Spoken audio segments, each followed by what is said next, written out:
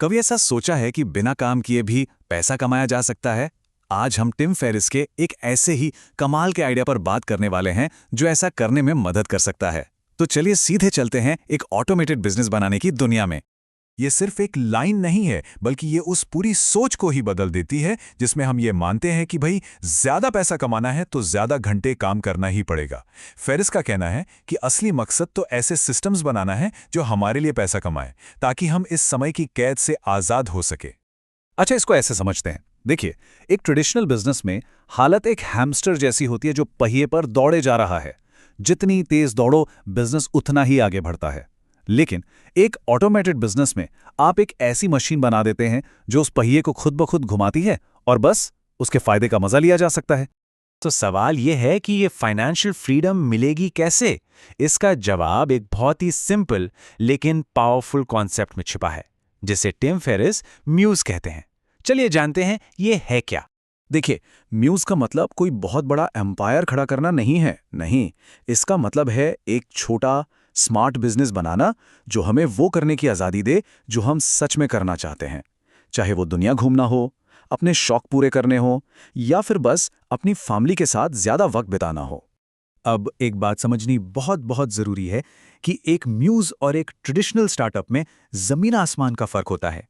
तो ये फर्क बिल्कुल साफ है, दिन और रात जैसा। स्टार्टअप्स में अक्सर बड़े स्केल के लिए सब कुछ दांव पर लगा दिया जाता है, जबकि एक म्यूज का गोल होता है कम रिस्क के साथ एक स्टेबल और ऑटोमेटेड इनकम बनाना। मतलब ये प्रेस्टीज के बजाय फ्रीडम को चुनना है।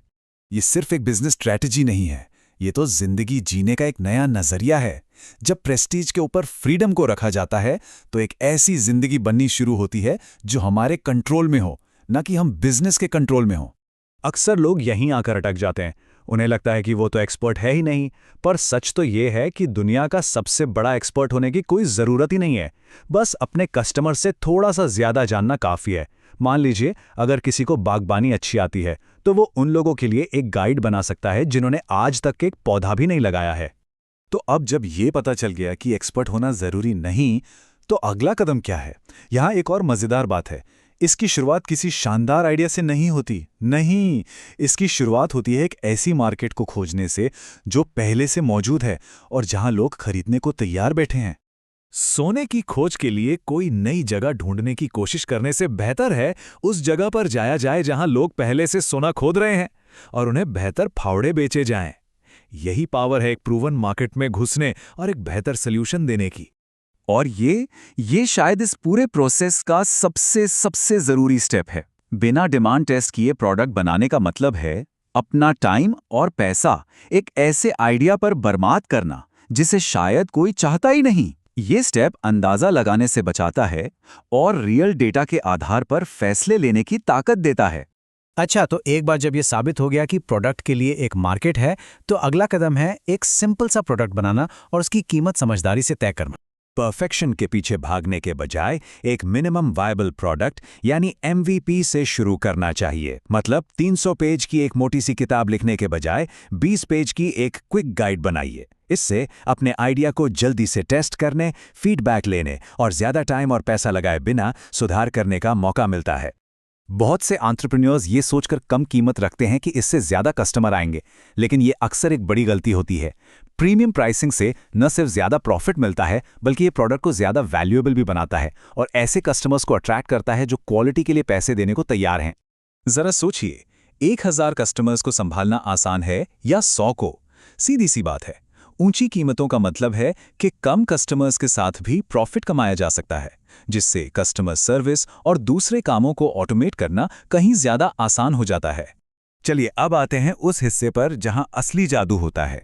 ये वो जगह है जहां हम सीखेंगे कि अपने बिजनेस को ऑटोमेट कैसे करें और खुद को रोज-रोज के कामों से कैसे आजाद करें। ऑटोमेशन के रास्ते पर ये वो सबसे जरूरी सवाल है जो खुद से पूछना है। अगर किसी भी काम का जवाब हाँ में है तो उसे आउटसोर्स कर देना चाहिए। सिंपल। कल्पना कीजिए, ईमेल का जवाब देने या डेटा एंट्री करने में घंटों लगाने के बजाय वो समय बिजनेस को बढ़ाने के लिए नई स्ट्रैटेजी बनाने पर लगाया जा रहा है। बस यही वो आज़ादी है जो आउटसोर्सिंग दे सकती है। ये बिल्कुल एक ऐसी मशीन बनाने जैसा है जो तब भी काम करती है और पैसा कमाती है जब हम सो रहे हों। यही तो है पैसिव इनकम की असली ताकत। तो इन सभी स्टेप्स को लागू करने का आखिरी मकसद क्या है, चलिए देखते हैं।